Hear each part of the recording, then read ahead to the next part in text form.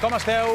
Des d'ahir el govern espanyol se li ha girat feina. D'aquí al mes de març, Brussel·les l'obliga a fer moltes reformes. Quines són? I el més important, seran útils? Ho parlarem amb el nostre economista de capçalera, el Xavier Sala i Martín. Bona tarda, Xavier. Hola, Dian. Bona tarda. A veure, Xavier, ahir el titular era Brussel·les relaxa l'objectiu de dèficit per a Espanya a canvi de més reformes. Ara analitzarem aquestes reformes que es proposen i quin efecte tindran, en què consisteixen. Però, primera pregunta, aquestes reformes d'ara també són contrapartida del rescat dels bancs que Europa va fer fa més o menys un any?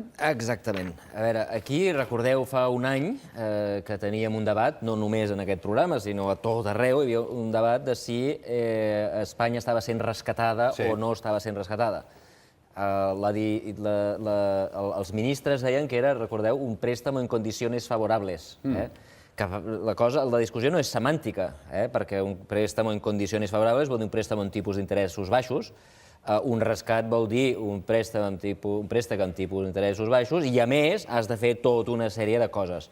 Has de canviar tota una sèrie de lleis, estàs obligat a tenir uns objectius de dèficit, etc. I ara ja està clar que en aquell moment els ministres mentien perquè allò no era un préstamo en condicions favorables, sinó que era un rescat amb tota regla. I el que, diguem, les condicions que es van posar, que estaven moltes d'elles ja descrites en el Memorandum of Understanding, recordeu el MOU famós, que deia que s'havien d'aplicar, era un rescat per la banca, però s'aplicarien també condicions per la macroeconomia i reformes estructurals, és a dir, pels mercats, la competència entre empreses, el mercat laboral, etc. És a dir, fora del que és el sistema bancari, perquè si no, no es podrà tornar el préstec que es dona en el sistema bancari.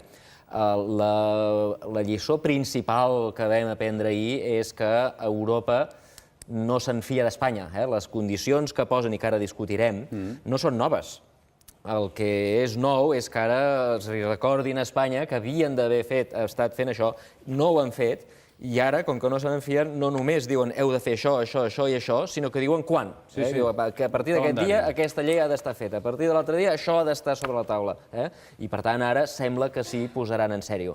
Per què? Doncs perquè dona la impressió que si no apreten el govern d'Espanya, doncs el govern d'Espanya dissimula i no fa el que ha de fer. Els europeus els han enganxat i diu, xavals, si vosaltres voleu relaxar els objectius de dèficit, heu de fer això i ho heu de fer bé i ho heu de fer ja.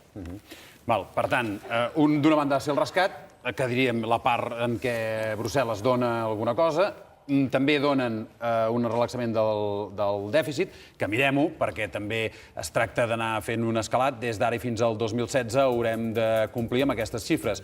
El 2013, aquest any, haurem d'acabar amb el 6,5% del PIB. El 2014, amb aquest 5,8%. El 2015, el 4,2%, i el 2016 amb el 2,8%. Hem d'anar baixant el dèficit fins a arribar a aquesta xifra el 2016. Brussel·les diu, val, us rebaixo, us deixo que aneu una mica més desahogats, però, a canvi, reformes. Quines reformes? Sí, espera, deixa'm comentar un moment abans d'això del 6,5. Recorda que Espanya demanava 6,3. Sí. O sigui, li donen més del que havien demanat. El Rajoy va dir que no se'n recordava ben bé del que li havien dit, perquè li van dir, no, però van dir el 6,5, va dir, no, em sembla que era el 6,3. Però la meva lectura de que Europa digui, escolta'm, podeu tenir un dèficit més gran fins i tot del que demanàveu, és que Espanya està pitjor del que sembla.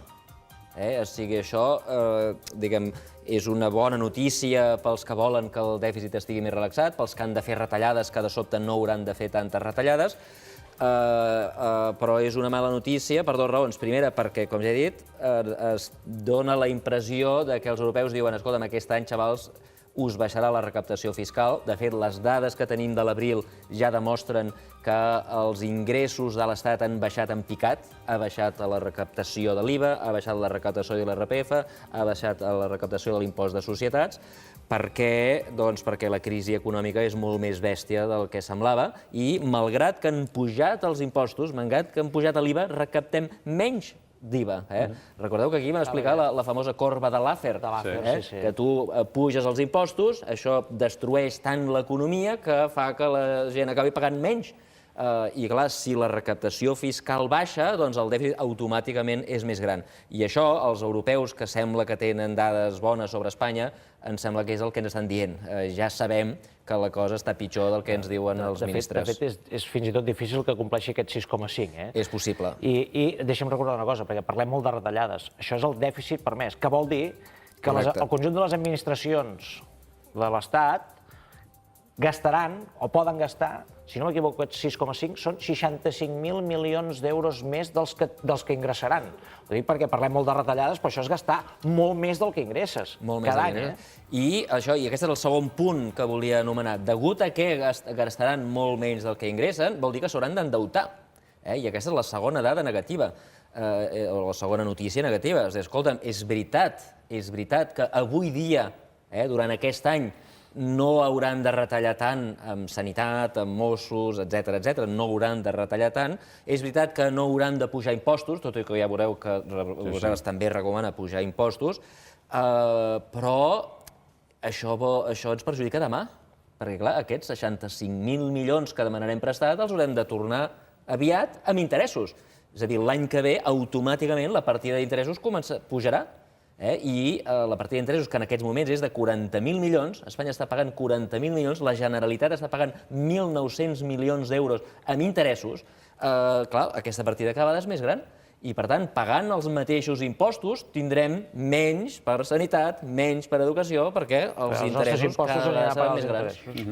I, per tant, cuidado amb posar-se molt feliç quan te deixen endeutar-te, perquè endeutar-se és com passar a les famílies. Si tu vas pagant la targeta de crèdit amb una altra targeta de crèdit, doncs, escolta'm, al final la targeta es menja tot el salari i no et queda res per menjar.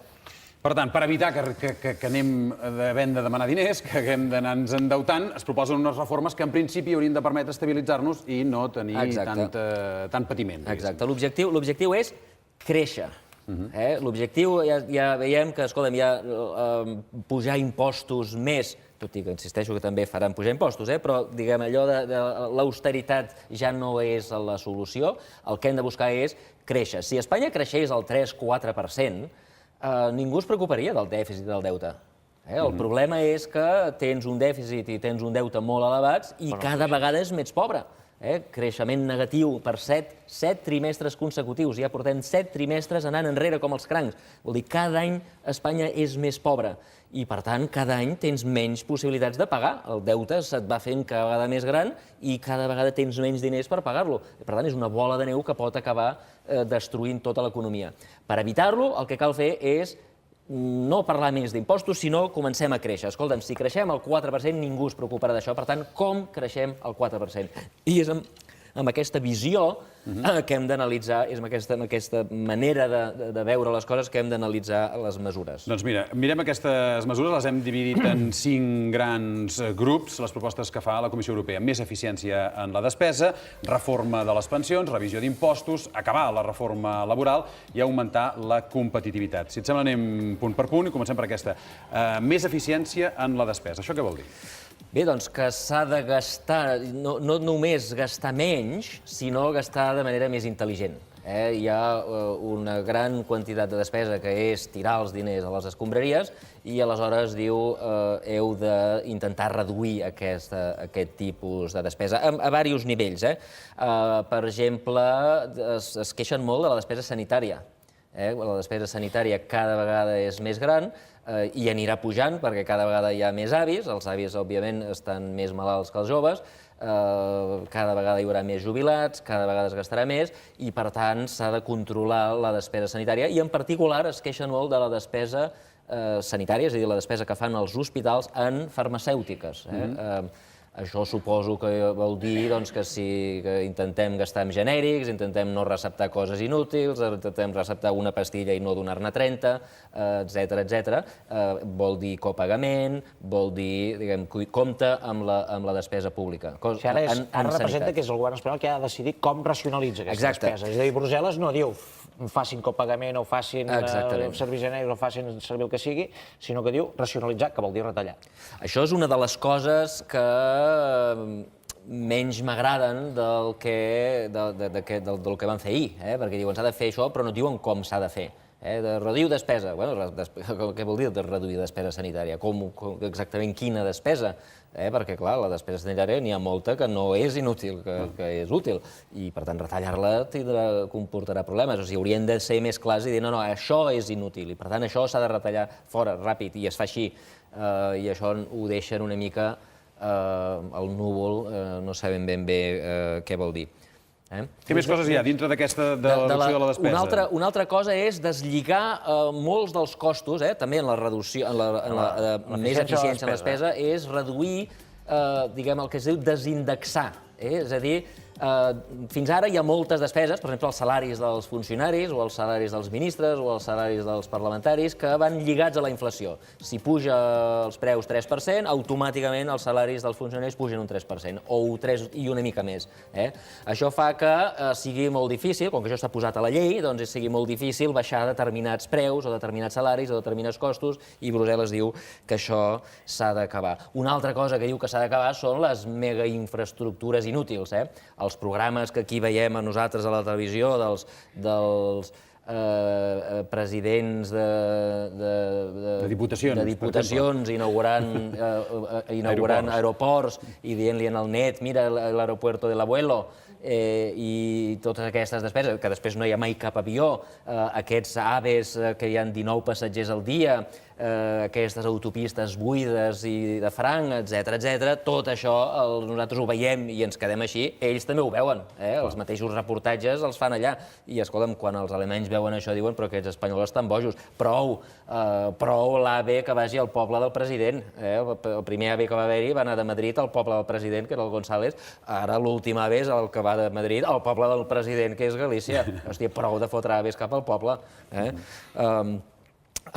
I un altre tema de la despesa, que és important, és prou el dèficit de la tarifa elèctrica. Aquí hi ha hagut molts governs, del PP i del PSOE, que han intentat fomentar, per exemple, les energies renovables. I per fer-ho, una de les coses que han fet és permetre que les companyies d'energies renovables venguin, però com que eren molt més cares, de moment encara les energies renovables són menys eficients que les altres, les energies renovables són més eficients que les no renovables, doncs el preu era molt més alt. Però per no passar aquest preu en els clients, el que feien era, subvencionar-lo. Els deien a les empreses productores, ja ho trobarem. En el client li posaven el preu de l'electricitat més barat, l'empresa tenia un cost més gran, la diferència el govern deia ja ho trobarem.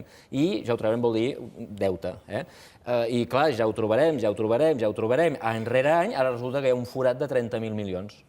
I els europeus diuen prou forat, s'ha d'immediatament curar això, i això és una manera, diguem, elegant de dir que ens pujarà l'electricitat. O sigui, pujarà la llum.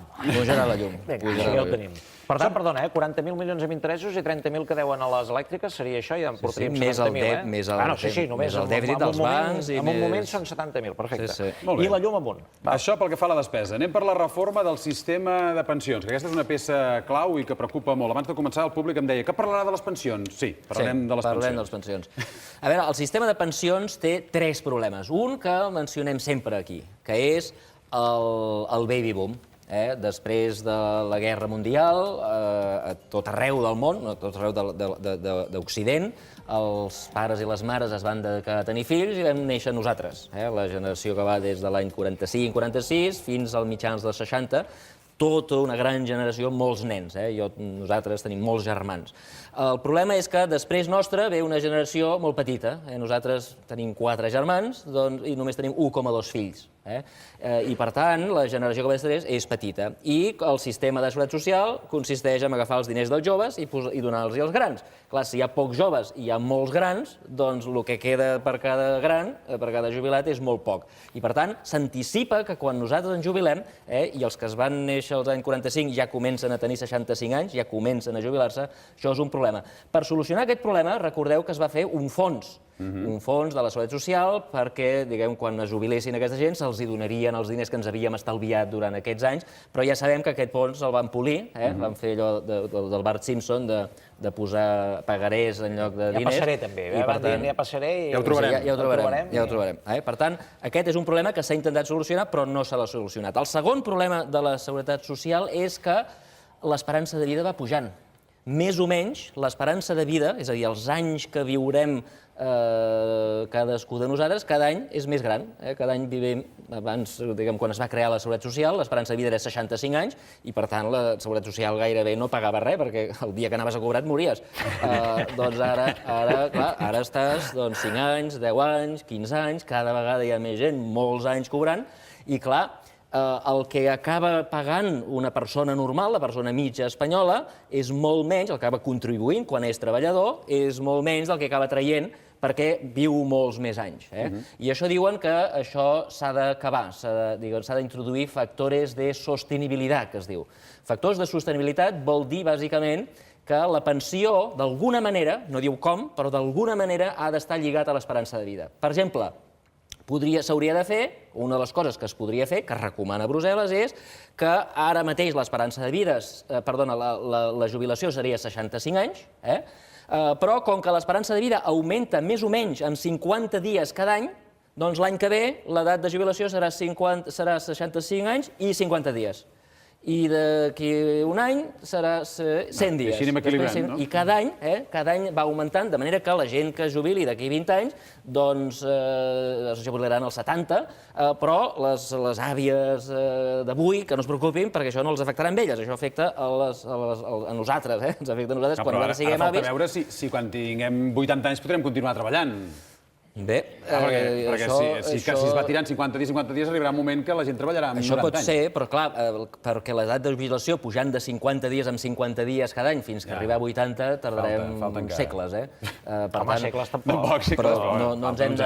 Però sí que s'hauria d'ajustar una miqueta cada any. Per fer sostenible, diguem-ne, perquè es puguin continuar pagant les pensions, una de les coses que s'estudien és anar allargant l'edat de jubilació en funció de l'esperança de vida. Exacte, es diu indexar-ho a l'esperança de vida. Una altra cosa el tercer problema que té la Seguretat Social és que el mateix que deia abans dels salaris dels funcionaris, que les pensions dels avis estan indexats també a l'IPC. I no està relacionat amb si la Seguretat Social té diners o no té diners. I això és un problema que s'han trobat, per exemple, el 2011. Es van trobar el 2011 que hi havia una crisi, que les cotitzacions dels treballadors baixaven, perquè molts treballadors anaven a l'atur, baixaven les cotitzacions, però les pensions dels avis, per llei, la llei de la Seguretat Social de l'any 97, diu que han d'augmentar amb l'IPC. I, per tant, si l'IPC és 3%, les pensions pugen un 3%, encara que els ingressos hagin baixat un 15%. I això la Unió Europea diu que s'ha d'acabar, que en moments de crisi econòmica ha d'haver-hi una manera de no baixar les pensions, sinó no pujar-les tant. Que en el fons és baixar-les. Que en el fons, en poder adquisitiu, és baixar-les. I no t'augmenten la pensió, perds poder adquisitiu. Vol dir que, perdona, ja ho sé que no ens afecta els avis d'ara, això de les pensions, però és possible que se'ls congelin les pensions i, per tant, perdin poder adquisitiu també els pensionistes d'ara. No només és possible, sinó que ja ha passat. Perquè una de les coses que va passar l'any 2011 és que les pensions no van pujar l'IPC, va pujar un 1%. Però et continuen dient el mateix, Sí, però és que va ser una excepció. La llei obliga, de fet, això està al Tribunal Constitucional, em sembla, i a Portugal ho van eliminar. O sigui, van dir, escolta'm, la llei diu que les pensions han de pujar l'IPC. I, per tant, aquí hi haurà problemes. El que diu Brussel·les és, escolta'm, en lloc de, quan hi hagi una crisi, canviar la llei, o canviar, fer una excepció a la llei, escolta, canvieu la llei i que la llei digui automàticament, escolta'm, quan hi hagi crisi la pensió no podrà pujar com l'IPC. I de la mateixa manera que en el funcionari no li pugem a l'IPC i en els treballadors del sector privat no els hi pugem a l'IPC, doncs els jubilats tampoc. I per tant, això sí que afectaria els jubilats d'ara. No aquest any, però potser l'any que ve, l'increment dels preus ja no serà el que dicti quin serà l'augment de la pensió. I això voldrà dir, com deia el Tian, que el poder adquisitiu, la quantitat de pollastres que podran comprar amb el mateix salari, doncs serà una mica més petit, perquè la pensió pujarà menys que els preus. Molt bé, anem molt bé, Anem molt bé, de moment tot Tot va molt bé. Tot són bones A veure, notícies. anem cap al tercer gran grup que dèiem de reformes, que és revisar el sistema impositiu, que és una manera agradable, suposo, de dir que pujaran els impostos. O sigui, ara dèiem que pujaria la llum, però també parlen de pujar l'IVA superreduït, de la gasolina, impostos especials... Exacte. Això és exactament revisió del sistema impositiu, vol dir pujar impostos. Tenen una manera de dir les coses a Brussel·les també una mica com aquí, no? Sí, no, l'eufemisme és una cosa fantàstica. O sigui, a Brussel·les has d'anar amb una traductora per entendre exactament el que diuen, perquè tu llegeixes i escolta'm... És igual que les recomanacions, o sigui, això són recomanacions. Exacte. Però la paraula recomanacions en aquest cas ve amb una càrrega d'obligació. Sí, una recomanació obligada. Molt bé. Doncs bé, sí, a veure, no diu que s'ha de pujar l'IVA. No diu que s'han de revisar, bàsicament, tots els productes que ara tenen un IVA reduït.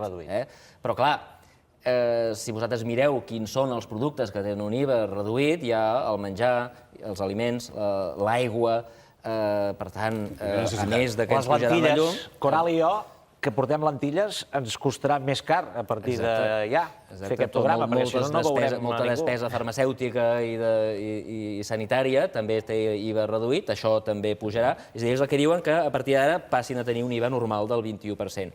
I, per tant, no només us pujaran la llum, sinó que us posaran els impostos, molts d'ells de primera necessitat. Uns altres tipus de béns que tenen IVA reduït, recordeu, són els que estan lligats amb el turisme. Restaurants, transports, hotels, etc. I que això, de moment, encara és l'únic motor que li queda a Espanya per anar tirant, és el turisme. Ara, quan pugin els impostos al turisme, tindrà conseqüències. A mi ja m'està bé, escolta'm, tots els sectors han de ser igual i no ha d'haver-hi privilegis. Si l'àvia paga 21%, escolta'm, que el president de l'hotel també pagui 21%. Tindrem una batalla. Per tant, jo no... Però que tothom sàpiga que això vol dir que al sector turístic li posen un fre perquè els hi pugen els impostos. En aquest capítol també hi ha això que els plans de pensions no desgravaran. Hi ha molt poques coses que desgravin actualment i els plans de pensions sembla ser que una de les mesures també seria que deixessin de desgravar. Hi ha una recomanació que és que hi hagin menys coses que desgraven. A Espanya hi ha masses coses que desgraven. I una de les coses que desgraven, suposo jo que és una de les coses a les que es refereixen, són els estalvis aquests que quan tu veus això que us explicava, no? Escolta, jo quan em jubili no tindré calés, doncs escolta, deixa'm estalviar per la meva banda. Jo ja pago els impostos, ja pago la seguretat social, però a banda d'això, deixa'm estalviar. Fins ara et deien, escolta'm, si estalvies, tranquil, que pagaràs menys impostos. Doncs a partir d'ara no, ara et fotran un pal si estalvies. I, per tant, sí, també hi ha una recomanació de reduir les... Per acabar aquest capítol, també la gasolina. O sigui, la gasolina pujarà sobretot el gasoil, Una altra part, en el tema, recordeu que estem parlant dels impostos, el tercer grup de recomanacions, perquè fan 30 recomanacions, nosaltres els hem posat en 5 grups, hi ha un grup de pujades d'impostos. Entre els impostos que ells recomanen que pugin són el que diuen impostos mediambientals. Les coses que contaminen han de pagar un impost més elevat, cosa que està bé. A mi em sembla molt bé que la gent que, diguem, si tu fas una activitat que em perjudica a mi, òbviament se t'ha de castigar d'alguna manera per premiar-me a mi. I, per tant, jo crec que això és bo. El que passa és que, clar, no sabem ben bé què vol dir impost mediambiental. Jo sospito que això vol dir benzina. I, per tant, la benzina serà més cara i, per tant, el transport, els autobusos, mercaderies, tot això que anirà, òbviament, acabarà a la butxaca dels ciutadans. Molt bé, anem per l'altre gran grup, que és el que fa referència a com reduir els nivells d'atur que tenim. Aquí es parla de modificar o culminar la reforma laboral. Vam aprovar una reforma laboral, però Brussel·les considera que no n'hi està ben prou i que encara s'hi han de fer més coses. Sí, a veure, el que diuen aquí té un altre eufemisme brutal, perquè no diuen que s'ha de reformar la reforma laboral ni com s'ha de fer, sinó que diu que s'ha d'estudiar. Diu, escolta'm, la reforma que veu fer, estudieu-la ben estudiada i traieu conclusions. I veureu que si traieu conclusions veureu que hi ha coses que encara no estan bé i llavors reformeu-les. Parla d'avaluació i si es necesario, modificaciones. Exacte. Que ve a ser, canvieu la llei... La traducció d'això és baixeu els costos d'acomiadament. Recordeu que la reforma laboral que es va fer, l'última reforma laboral, que és aquesta que ara s'ha d'avaluar, bàsicament el que feia era reduir els costos d'acomiadament i, diguem, clar, si diuen reviseu això i actueu, jo interpreto que t'estan dient, passa que no volen ser responsables ells i diuen que el responsable sigui el Rajoy. Aquí no parlen d'una cosa que jo crec que haurien de parlar, que és del contracte únic, que no pot ser que hi hagin treballadors absolutament desprotegits i treballadors que estan absolutament protegits. Però ja va sortir un globus sonda que de seguida des d'aquí es va parar. De seguida es va matar, però jo crec que des d'Europa, quan diuen avalueu, també deuen estar pensant, no ho diuen, no ho diuen, però deuen estar pensant.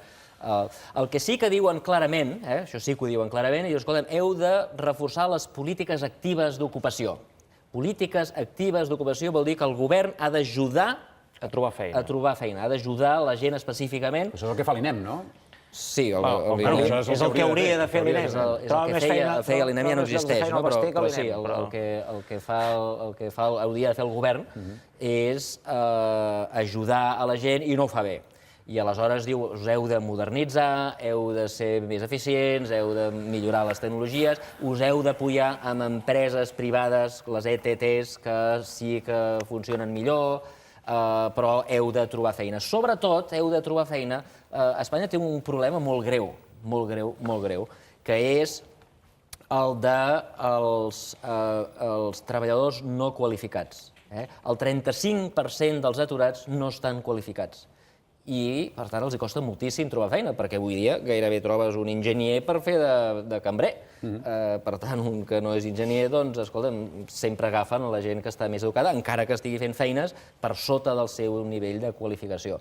I això clarament fa que els que tenen zero qualificació doncs se'n vagin a l'atur per moltes llargues temporades. I el govern diu que heu d'actuar sobre això i, sobretot, heu d'actuar també sobre els joves. Les taxes d'atur del gairebé 60%, 56% dels joves ha de canviar. I la raó que diuen, la raó que donen per justificar o per explicar l'elevadíssima taxa d'atur dels joves és un mal sistema educatiu. I jo crec que aquí tenen tota la raó. Aquí, com a professor i membre del sistema educatiu que soc, jo crec que hem de tots confessar fracàs. El fracàs escolar no és que els nens deixin d'estudiar, el fracàs escolar és que els nens que fan cas del que fem, els hi diem als professors, els nens que estudien, els nens que treballen, els nens que han fet els deures, els nens que han tret matrícules d'honor, aquests nens estan a l'atur, encara que han fet tot el que els hi hem manat als grans. I això és un enorme fracàs del sistema educatiu. I a mi m'agradaria, aprofitant que hi ha un debat de sistema educatiu, que tots plegats deixin de debatre tonteries. Escolta'm, la llei Wert aquesta és un desastre, però és un desastre perquè no soluciona el problema del sistema educatiu.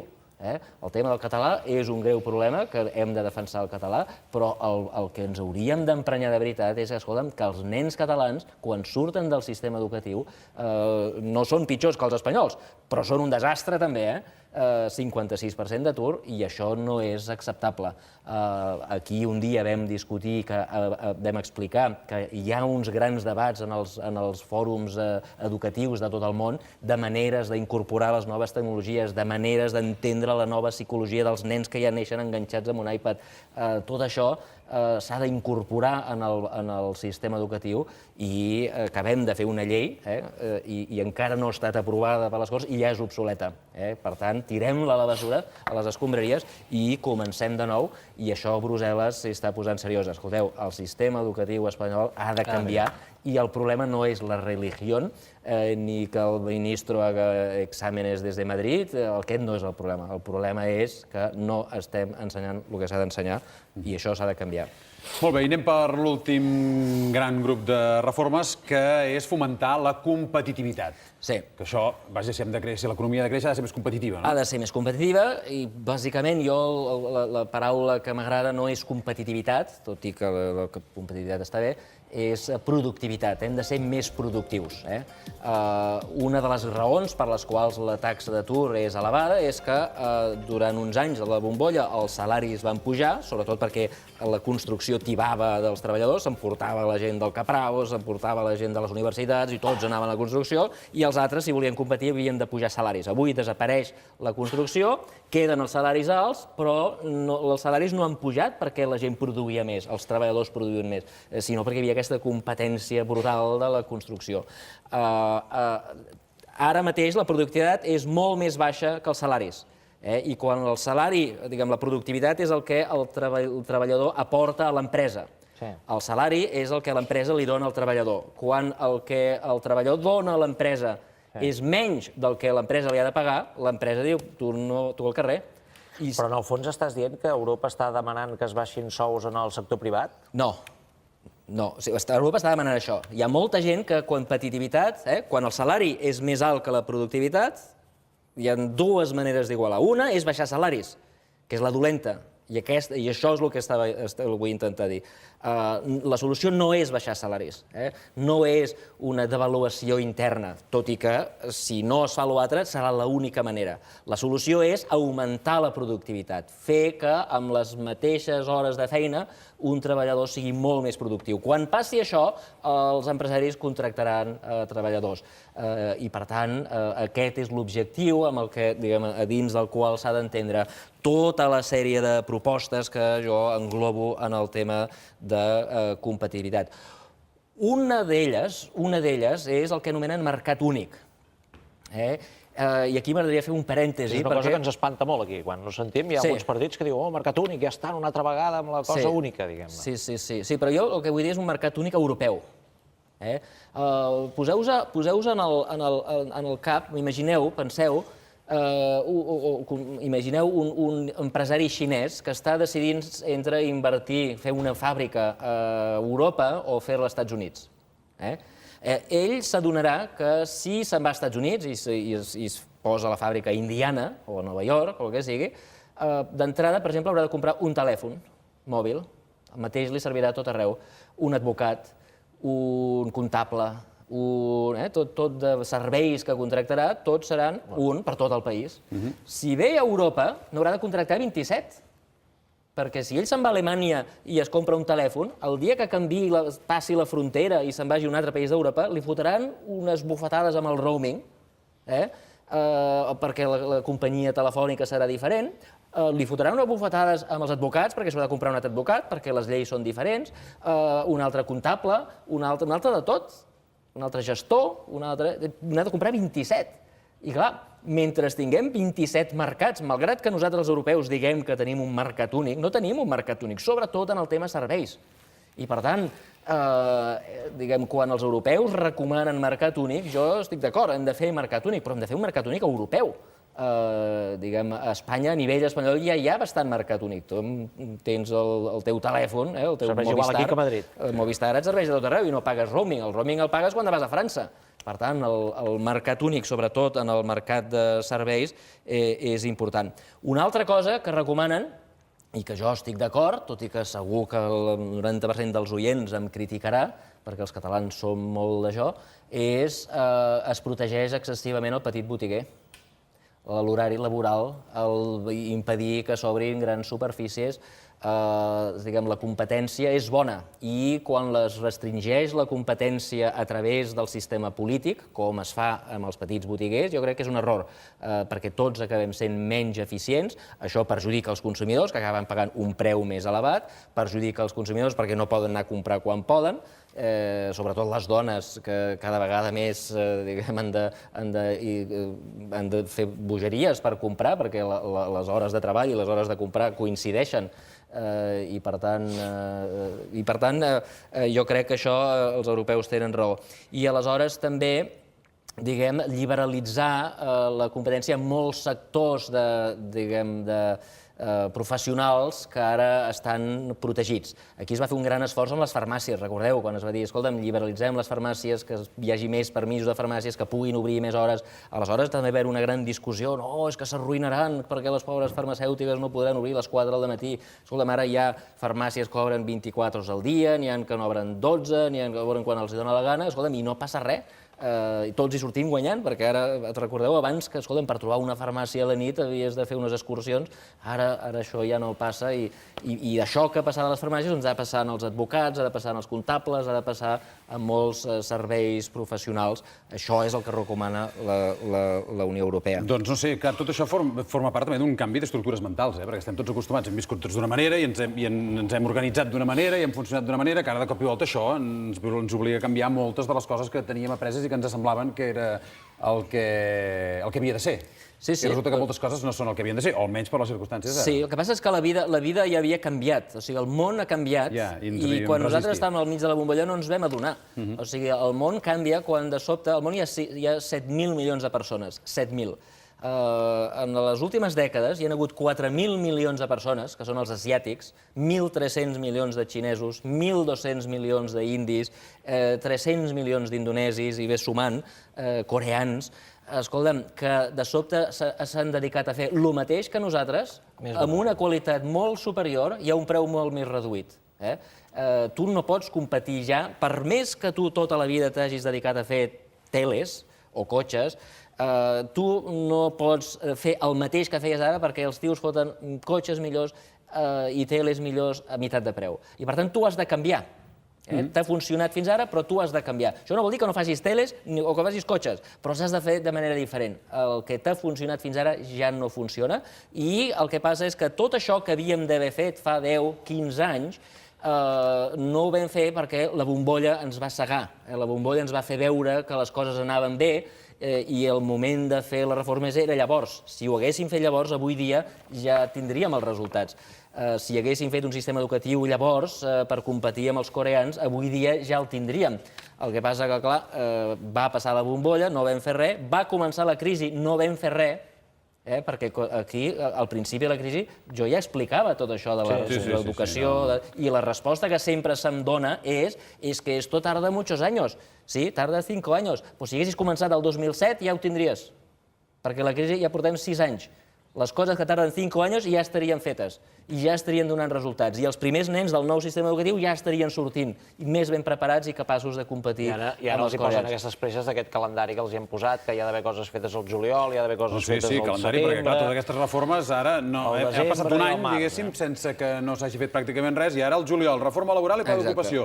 Setembre, reorganització de l'administració. El desembre, reforma de les pensions i del sector elèctric. I el març del 2004 és quan s'ha d'haver mirat... Ai, del 2014, quan s'ha d'haver mirat tots els impostos com estan i veure si s'han de revisar o això que dèiem, a pujar, que és el que, en definitiva, sembla que ha d'acabar passant.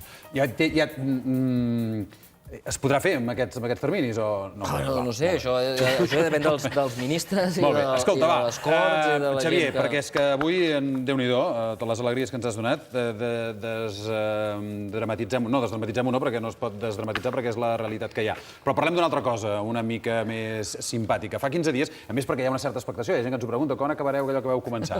Us vam explicar fa uns 15 dies que resulta que hi ha uns estudis que demostren que les rosses cobren un 7% més que les morenes, de mitjana. O sigui, les rosses aconsegueixen tenir uns salaris més elevats, moltes vegades per la mateixa feina. Vam explicar per què era. Era una qüestió d'autoestima, que les rosses tenen més seguretat en si mateixes i, per tant, això fa que a l'hora de valorar-los la feina se'ls hi pugui valorar més. Però hi ha un element afegit a això, que sembla contradictori, però que ara el Xavier ens explicarà per què passa. I és que les rosses tenen més dificultats per trobar feina que les morenes. Exactament. O sigui, abans que totes les dones morenes vagin... Perdona, no es diu morena, es diu brunes. Estem aquí cometent un error lingüístic. No, brunes vols dir que no és... Una morena és una altra cosa, Una morena sí, una morena és una altra cosa. Una d'un espectador que deia morena, no, no sé, però no és una cosa que dic molt clar. Jo diré bruna. Digues bruna, digues bruna. Abans que les brunes vagin corrents a tenyir-se per tenir un augment de salari del 7%, hem de tenir en compte que abans de tenir salari has de trobar feina. I Això forma part, per cert, d'una part de la ciència econòmica, una part nova de la ciència econòmica que es diu fisionòmics. Fisionòmics, no sé com es diria en català, però és allò, intentar veure les implicacions de l'aspecte físic o de les coses físiques en l'economia. Això comença amb la discriminació racial, els blancs els cobren més que els negres, etc., però deriva també rossos, alts, baixos, guapos, lletjos, etc. Pots dir morenos, perquè ara el Servei Lingüístic de TV3, que sempre està al cas del que diem, diuen que una persona morena també és correcta, de cabell moreno. Val. Doncs les brunes... Sí, Bruna també és correcte.